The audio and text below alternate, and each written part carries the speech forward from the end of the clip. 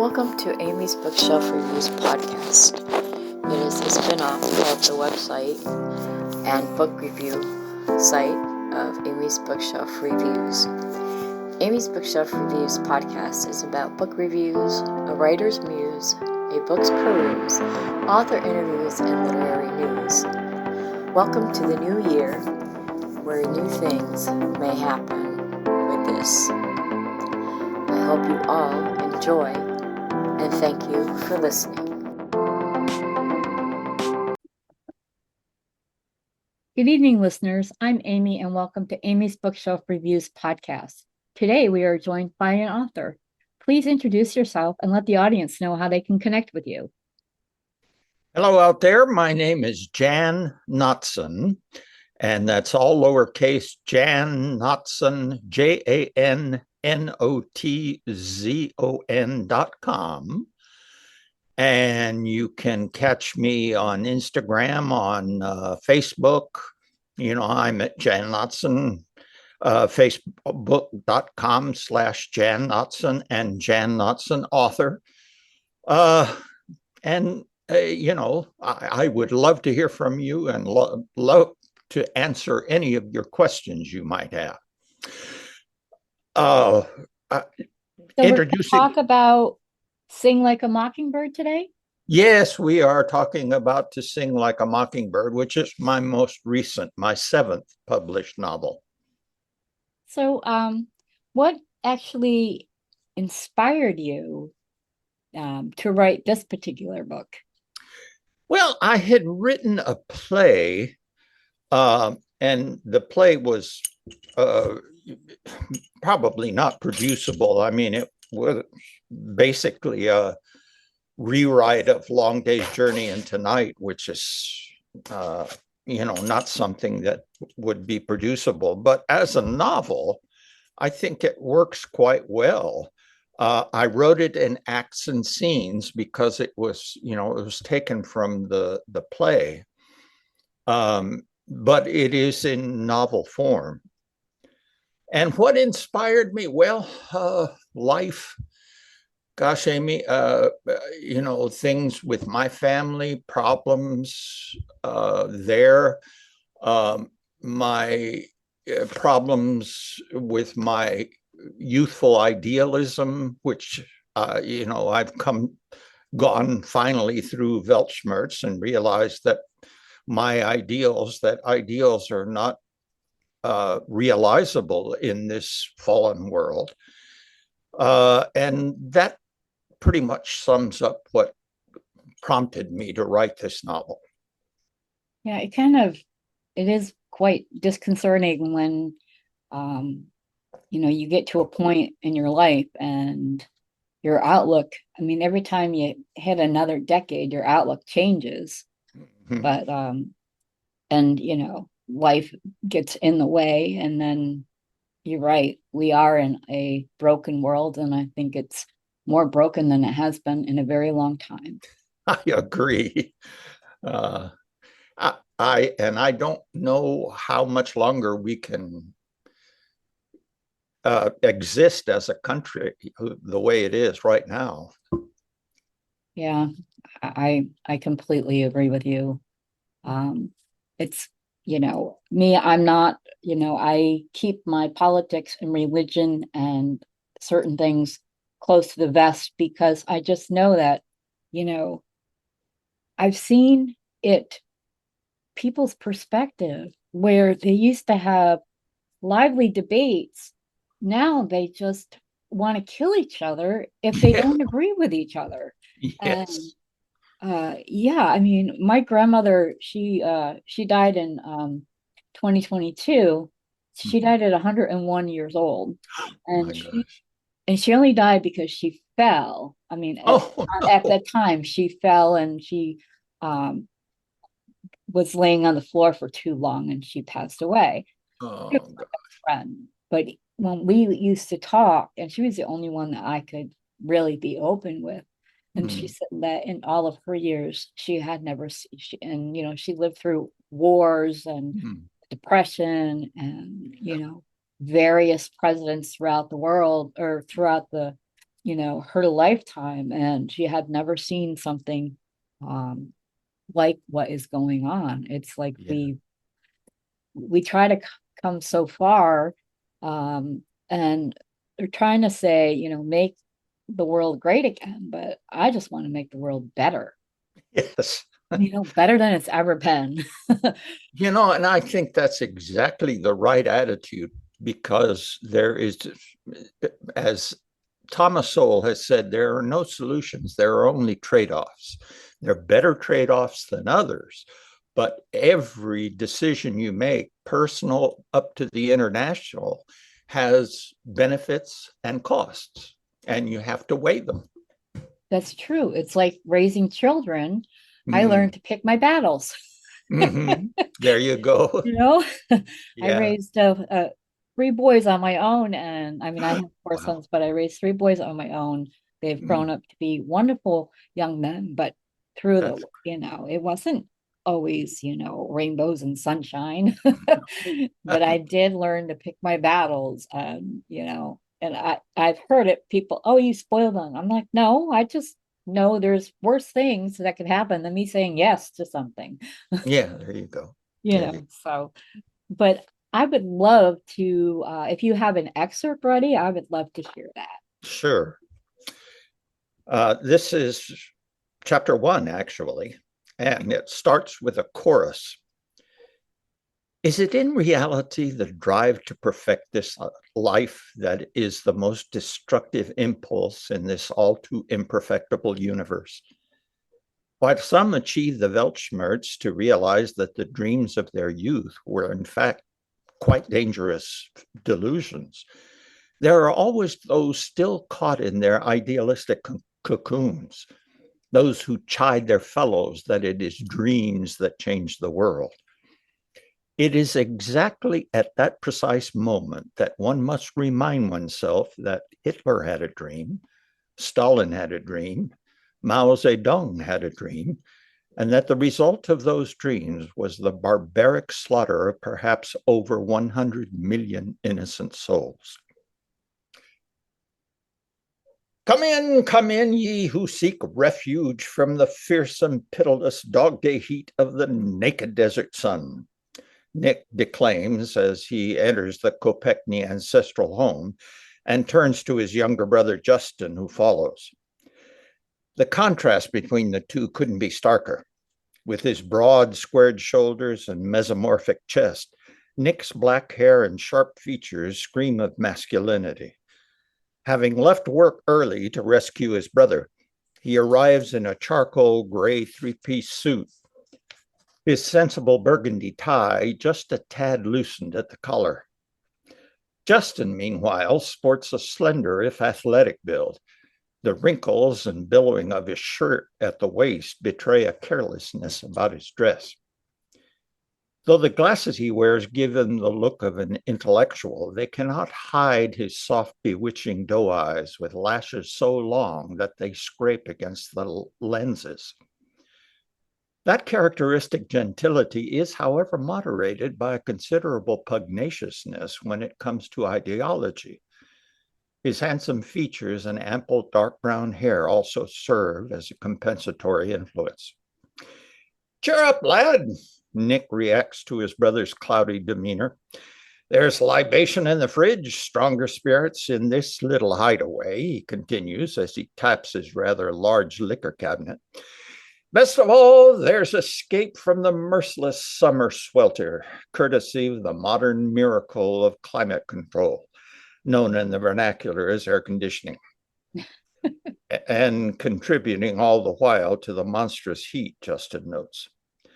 Nick adopts a posture of feigned offense. Cynic, we should say a prayer. Forgive us, O great deity of the thermostat. What did it be, you refugee from the torturous bonds of pedagogy? Justin shrugs as he sits at the wrought iron kitchen table with a glass top. Whatever you're having. The best 25-year-old single malt you'll ever taste. Nick, that stuff is wasted on me. I never get past Schaefer beer. And isn't it kind of early in the day for... Tush! There's a treacle of insistence in the way Nick cuts his brother off. He loses not a step in his preparation and drinks for the two of them. This is a holiday. We're celebrating your liberation from the evils of public education, that dark, disgusting form of institutional slavery invented, or at least perverted, by the demented minds of knee-jerk idealists. Making his way back to Justin with a treasured aquavita, he continues, congratulations. Having rescued you, I consider myself an abolitionist of sorts. An involuntary laugh escapes Justin. Nay, laugh not, lad. Heroes come in all shapes, sizes, and ideologies. As Nick hands him his drink, Justin says with a particular emphasis, you are a hero, Nick. That's the spirit, lad. It was a feat of true valor pulling you out of that snake pit. That's not what I meant. I was referring to, again, Nick cuts his little brother off with a touch of haste as he sits opposite him. Yeah, well, it's not my job to interpret your cryptic references to God knows what. To preempt Justin's returning to the subject, he diverts him with a question. Well, how's it feel to be back in the old homestead? Justin thinks for a moment, perhaps sensing something beneath the humorous bravado that his elder brother exhibits, but far from being able to label it in any way. Like Christmas. Christmas? It's 108 outside. That's degrees. Celsius, probably. Possibly Kelvin. How's that? That's perfect. Thank you. I really appreciate that. Oh, great. Well, I was an actor in a former life, so this comes naturally. Well, it certainly does. You really brought it to life, I'll tell you. Well, thank you. So, with that read, and let's see. So you said you wrote. So this is your 7th book, correct? Right. Mm-hmm. When did you start writing? I started writing, I think the first thing I wrote was a one-act play that was in 1987, 88. I was getting my MFA in theater from the University of South Carolina. And this, actually a very young actress, first year actually, she came to me and said, I want you to write a docudrama for me and Deborah. And, she was very religious. And at the time I was an atheist. And so I wondered what I would write. And that one-act play came out of it. I called it rather pretentiously Eli Eli lama sabachthani, which is, what Christ says on the cross when, my God, why have you forsaken me? I changed that to A Voice in the Wilderness. And actually, that became my 4th novel. Oh. I turned that into my 4th novel, but I had to change the name because that title was taken. So I changed it to, what did I change it to? Not A Voice in the Wilderness, Song for the Forsaken. Oh, yes, definitely, yeah. So, do you think it's easier to turn a play into a novel or vice versa? Or have you tried the other part? I haven't done the other part. What I find, plays are a little bit more restrictive. Yeah. It's all dialogue. You don't have narrative. And you have Uh, to tell like every little detail of what they're doing. yeah, you do. Although, being the method actor that I was, and I tell the actors, you're going to know this character better than I by the time you do it on stage. Right. Um, and they say, no, I never could. Just wait. But but novel writing is freer. I can use description. I can use my vocabulary, although I have to be careful with that because when I wrote my first novel, The Dog's Barking, I tried too hard to make it, to use all kinds of fancy vocabulary, and people objected to it. So I rewrote it. Yeah, that happens. I remember I was the kid that I've been writing all my life, but I was the kid that would read the dictionary just because I wanted to improve my vocabulary. That's wonderful. And it was actually actually a book that I held in my hand, and I read through it. And when I Wow. would write, I would use these great descriptive words. And at first, my teachers thought I was using big words to impress them. But once they realized that what I wrote, it made sense, the words were correct, and it was just the way that I wrote, then they, realized that, no, I'm not trying to impress you. I'm just trying to write my story. Yeah, there you go. You can be impressed later. Yeah, right.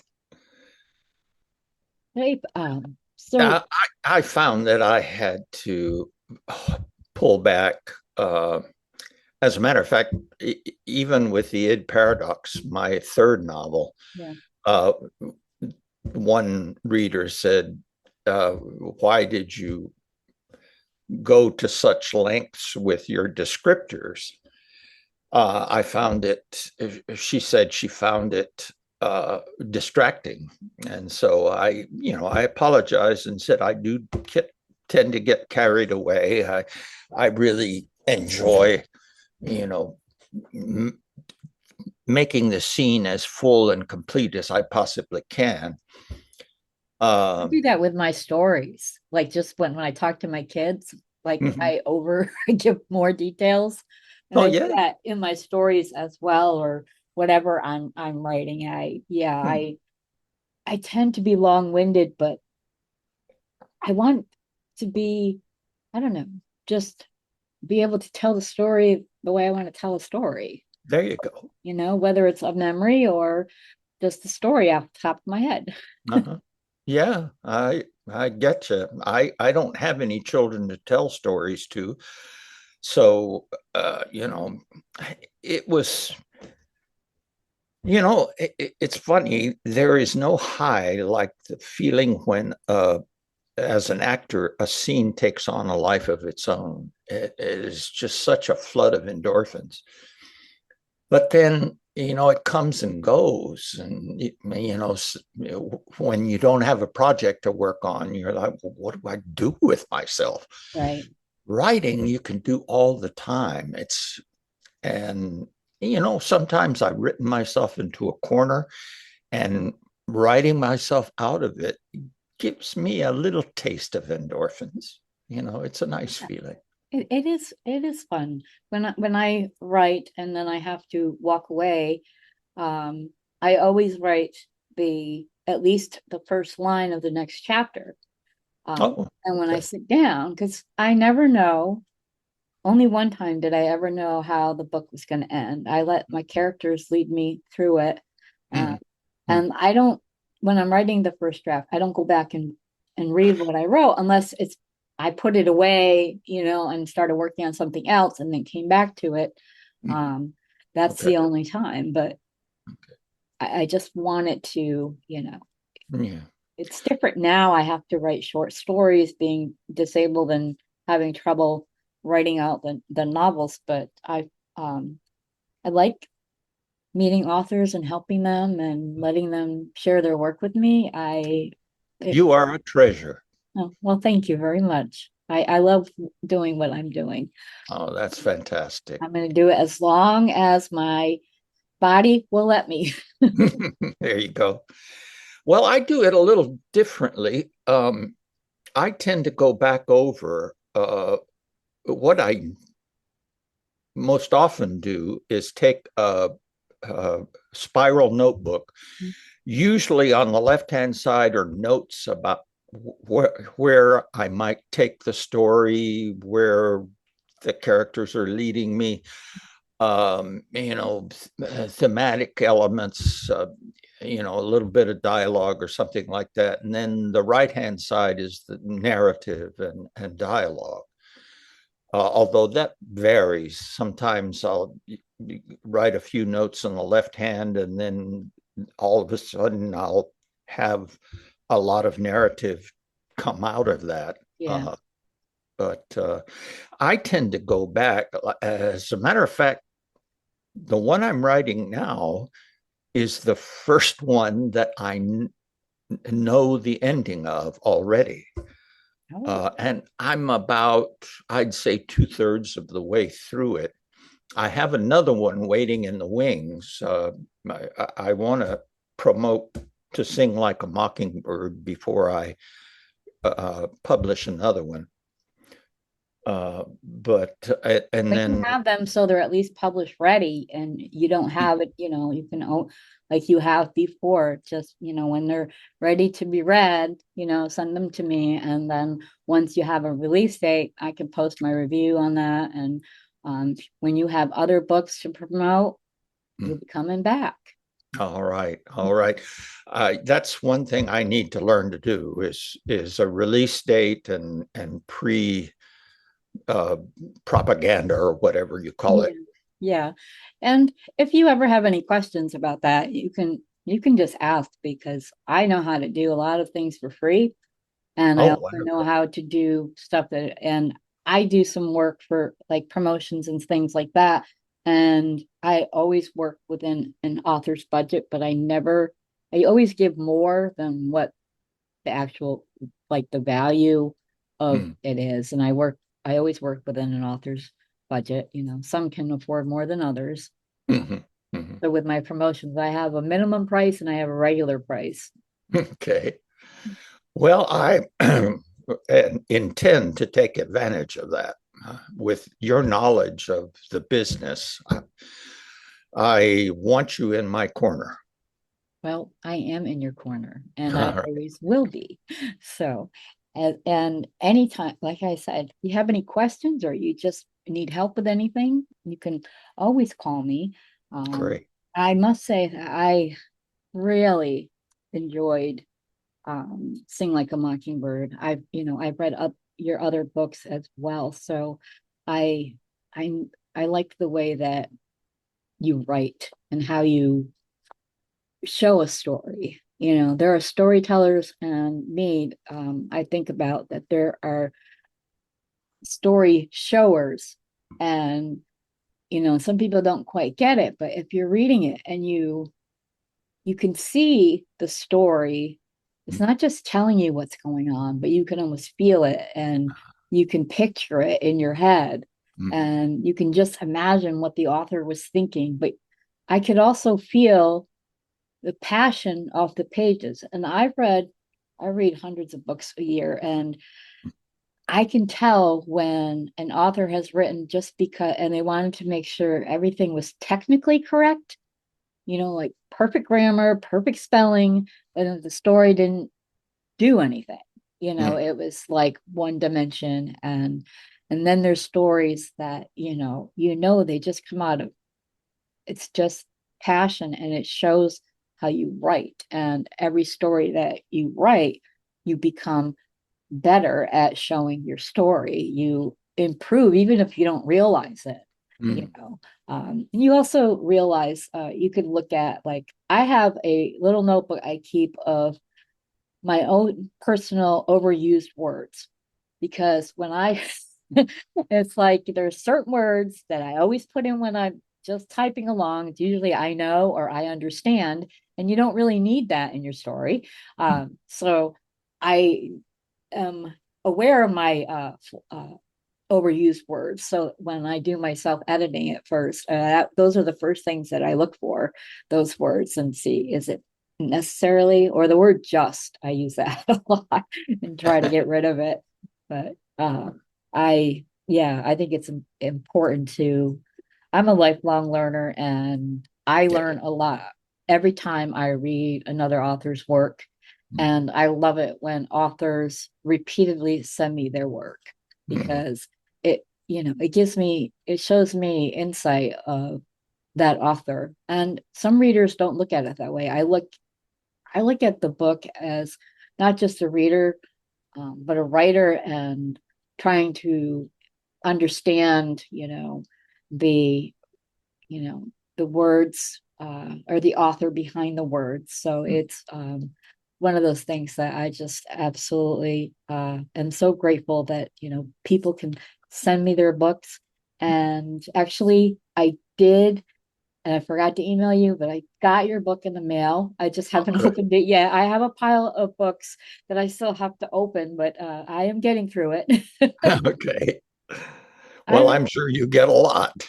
I do. And I like that I do, because, it's more personable. And I have people sending me books after I've reviewed them, and I have people send me books before, and I just love it. And I get these stacks, and my sons bring me the mail, and here I go. I'm like, okay, I'll get to them. I promise. All I have to do is open them. But I really appreciate every author in the author community, and I'm so glad to finally talk to you, finally meet you. Yeah, it's great. It's amazing, this technology these days. Yeah, it is amazing. I still shake my head at it, and I'm only 52 something. But yeah, I love reading your work, and Thank you so much. it's an honor every time you're like, hey, will you read my book? And I'm like, oh, yes. Well, it is an honor to be read by you, Amy. Well, thank you so much. And we'll wrap up here. And I want to thank you, Jan, for being on the show. And I will definitely have you back. Oh, thank you so much. You're welcome. If you wish for you or your book to be on the show, go to amysbookshelfreviews.com/podcast. Thank you for listening. Be safe, be well, and always be kind. Thank you for listening to Amy's Bookshelf Reviews. If you are looking to be on the podcast or looking for a book review, you can go to amysbookshelfreviews.com and look for the appropriate navigational menu. Again, thank you all for listening and being a supporter of this podcast and of the Amy's Bookshelf Reviews professional reviewers of books and audiobooks. Thank you all. Be safe and be well.